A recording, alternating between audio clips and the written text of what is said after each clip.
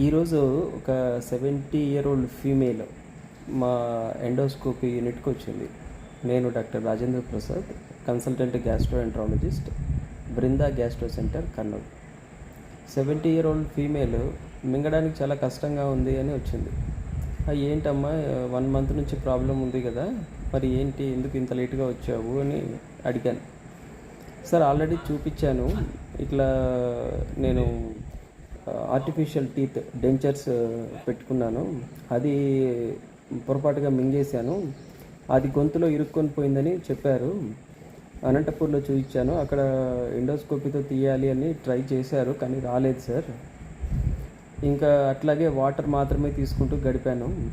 మళ్ళీ ఇక్కడ కర్నూలు కూడా వచ్చాను, ఇక్కడ కూడా ఒక హాస్పిటల్లో ఎండోస్కోపీ చేసి తీయాలని ట్రై చేశారు, రావట్లేదమ్మా, ఇది సర్జరీ చేసుకోవాలి మీరు అని అన్నారు. అంటే వయసు ఎక్కువ ఉంది కదా సార్, సర్జరీ చేసుకుంటే నాకు ప్రాణానికి రిస్క్ ఉందని కూడా చెప్పారు.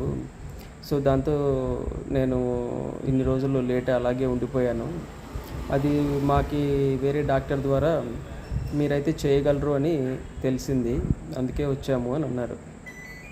అమ్మ చెప్పలేము, చూడాలి, మరి ఇది వరకటికే రాలేదు అంటే మరి కష్టంగా ఉంటుంది కేసు అని.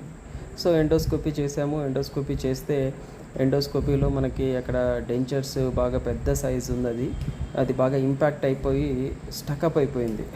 సో ఏం చేసామంటే ఫస్ట్ లోకల్ అనస్థీషియాలోనే దాన్ని కొంచెం డిస్ఇన్ఫాక్ట్ చేసేదానికి ట్రై చేసాం, అవ్వలేదు. సో దెన్ జనరల్ అనస్థీషియా కింద చేస్తాము అని చెప్పి మళ్ళీ ఆపరేషన్ థియేటర్లో జనరల్ అనస్థీషియా ఇచ్చి ఎండోస్కోపీ చేసాం. ఎండోస్కోపీ చేసి స్లోగా దాన్ని ర్యాట్ టూత్ ఫోర్సెప్స్తో హోల్డ్ చేసి ఎండోస్కోపీలో చిన్నగా డిస్ఇన్పాక్ట్ చేసి దాని పొజిషన్ని సైడ్ ఇంపాక్ట్ అయిన దాన్ని కొంచెం రొటేట్ చేసి దాన్ని స్లోగా అప్పర్ ఈసోఫేజియల్ స్ఫింక్టర్ వరకు తీసుకొచ్చాం. బట్ అక్కడే స్టక్అప్ అయిపోయింది, ఇంకెంత ట్రై చేసినా రావట్లేదు, ఏ మెథడ్లో ట్రై చేసినా రావట్లేదు. అప్పుడు ఇమ్మీడియట్గా మా senior colleague ENT doctor RS Reddy సార్ని పిలిచాం. సారు సండే అయినా కూడా ఆడ్ టైంలో కూడా వెంటనే రెస్పాండ్ అయ్యి సార్ వచ్చారు.